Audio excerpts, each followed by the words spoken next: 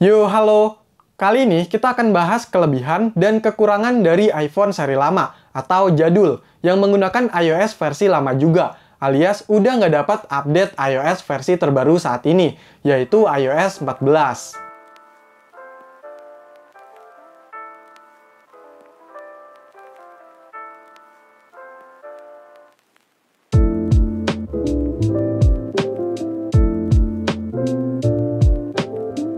Saya bahas ini soalnya sering ketemu pertanyaan, iPhone seri jadul ini apa masih layak pakai? iOS-nya udah nggak dapet update, itu apa ada kekurangannya? iPhone jadul itu biasanya buat apa? Dan lain sebagainya.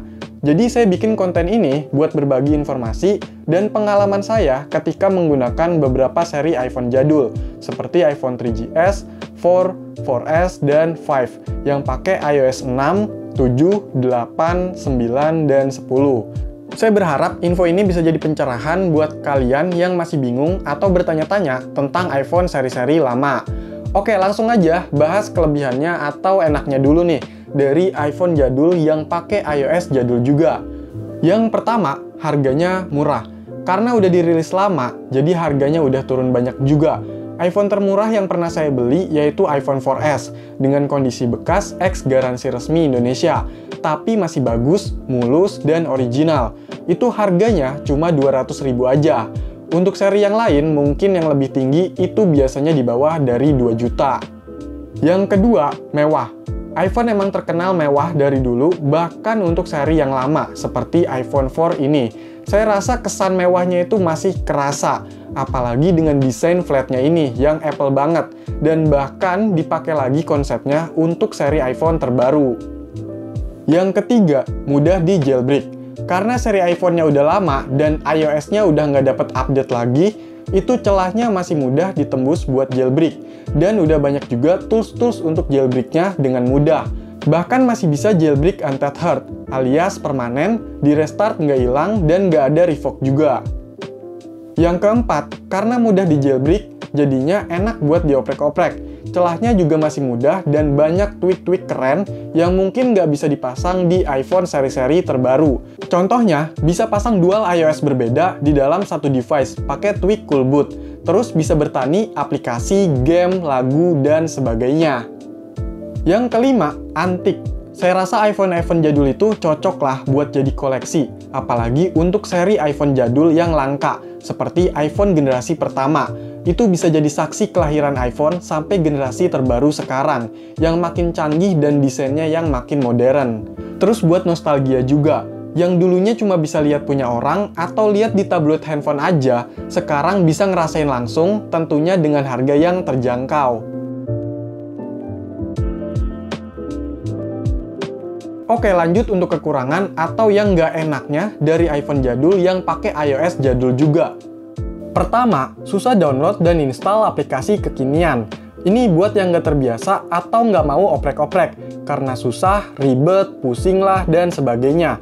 Bukan berarti nggak bisa ya, karena memang beberapa aplikasi masih bisa diinstal dengan cara atau trik yang udah pernah saya bahas di video sebelumnya. Itu pun kita bisanya pakai aplikasi versi lamanya. Dan ada beberapa aplikasi yang bisa diinstal tapi nggak bisa digunakan karena udah diblok aksesnya.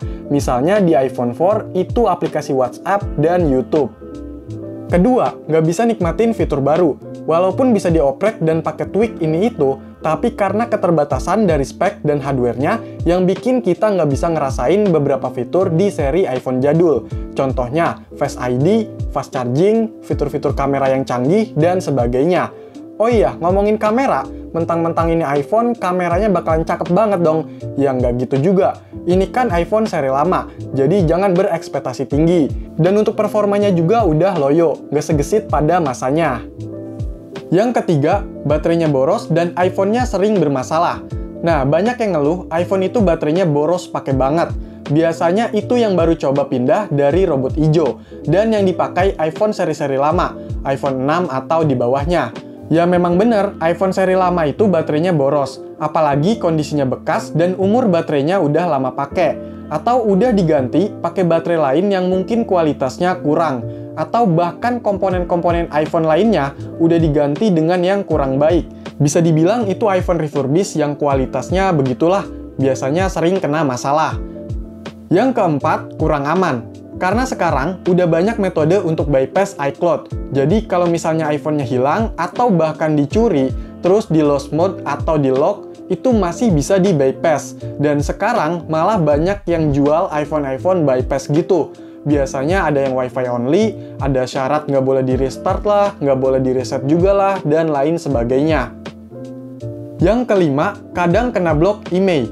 Kalau iPhone-nya udah jarang dipakai atau udah lama nggak terhubung ke jaringan operator Indonesia, itu IMEI-nya bisa kena blok, nggak dapat jaringan atau nggak keluar sinyalnya.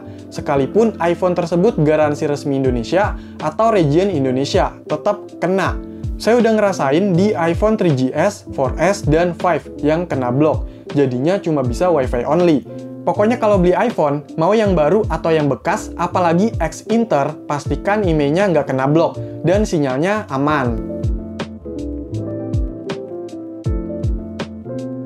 Oke, jadi itulah menurut saya beberapa kelebihan dan kekurangan dari iPhone seri lama yang menggunakan iOS versi lama juga.